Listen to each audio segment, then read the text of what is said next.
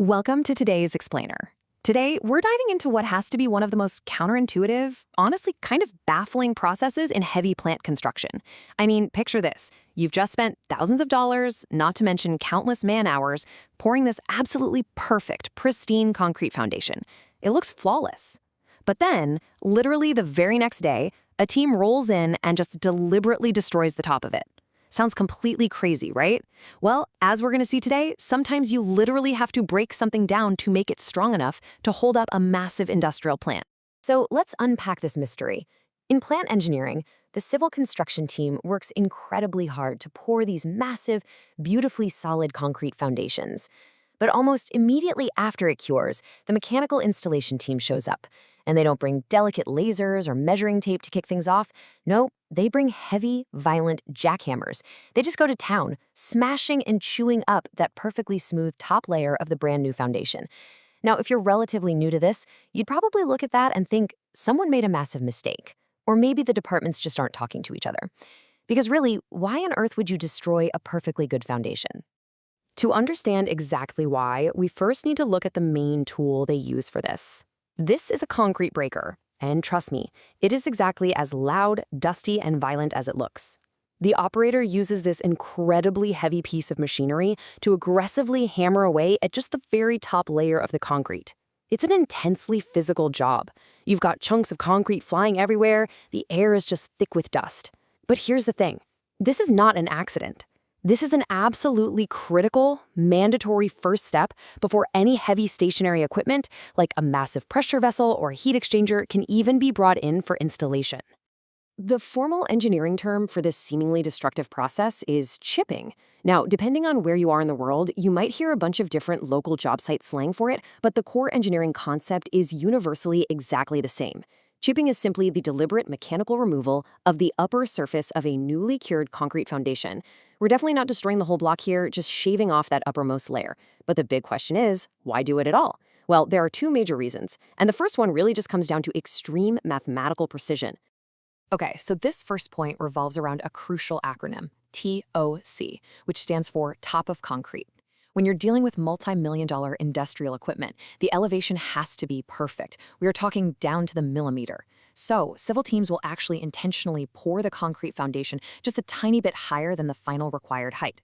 And the logic there is pretty simple, right? You can always chip excess concrete away, but you definitely can't stretch it if it's poured too short. So, the mechanical team uses this chipping process to literally shave that concrete down to the exact T.O.C, giving them the perfect target elevation so the equipment base can eventually sit perfectly level. But hold on a second. Is chipping really just a brute force way to adjust the height? Think about it. If that were the only reason, surely with today's ultra-advanced laser-guided pouring tech, the civil team could just pour it to the exact millimeter on the very first try, right? And the answer is yeah, absolutely they could, but they don't. Why? Because adjusting the height is really only half the story. There is a much deeper, hidden scientific reason for chipping, and it's a reason that literally keeps the entire factory from collapsing in on itself. To get this, we need to talk about what happens when concrete dries. During the drying process, which is called curing, water naturally rises up to the top. And as this water bleeds upward, it acts kind of like an elevator, bringing fine cement dust and all sorts of tiny impurities right to the surface. When that surface finally dries, it creates this hidden enemy known as latence. Now, to the naked eye, latence looks exactly like solid, healthy concrete, but it's actually not.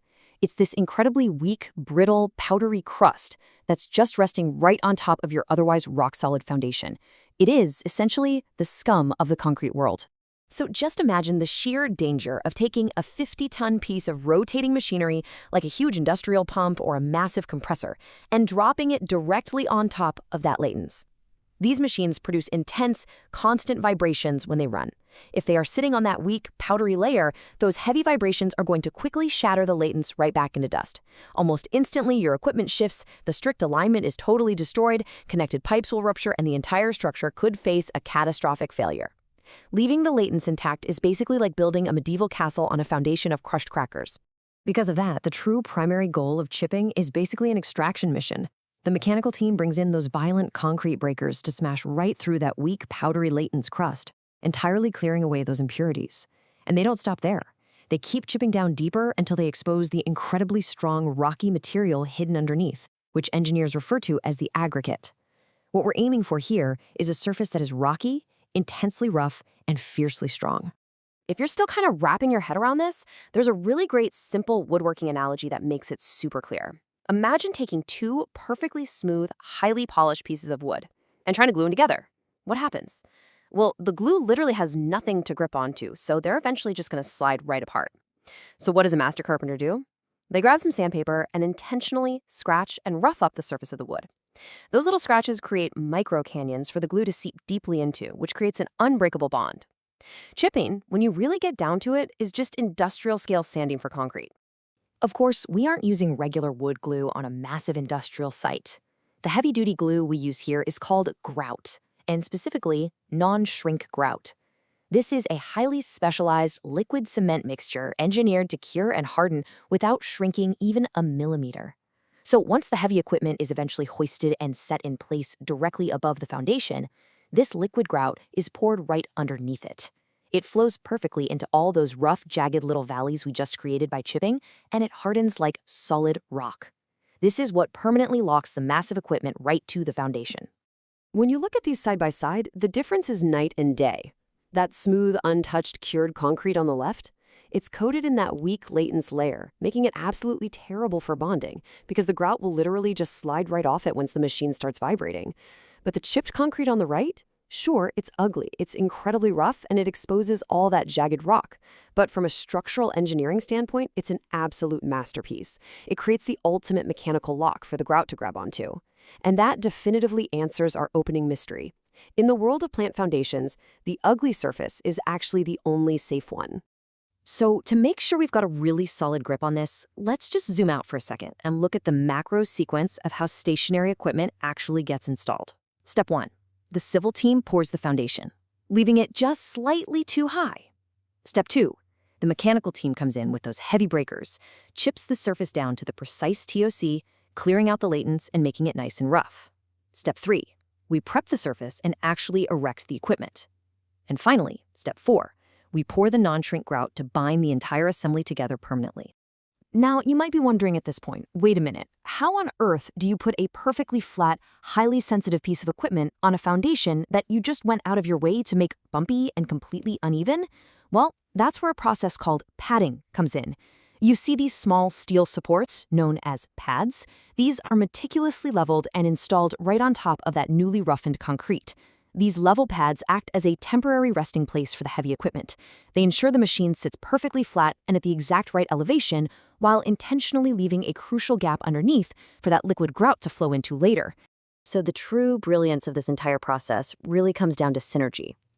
By violently chipping the concrete in the beginning, we are guaranteeing that the massive steel equipment sitting above, the padding, the non-shrink grout, and the concrete foundation below all chemically and mechanically interlock with each other. Instead of just being a bunch of separate heavy pieces awkwardly stacked on top of one another, they completely merge. They act as one single, solid, completely unshakable mass. And honestly, this is the secret sauce that allows an industrial plant to operate safely for decades, even under immense physical stress and nonstop vibration. And that brings us to the end of today's explainer. We've seen firsthand how sometimes you truly do have to break the surface to build a much stronger foundation. Things that look perfectly smooth and finished to the naked eye often hide dangerous weaknesses, like latents, that require a knowledgeable expert to literally break through. It really makes you wonder, doesn't it? What other hidden layers out there in complex engineering, or, even in our own daily lives, are secretly weakening our structures until we step up and do the hard work of chipping them away? Something to think about. Thanks so much for joining us, and stay curious.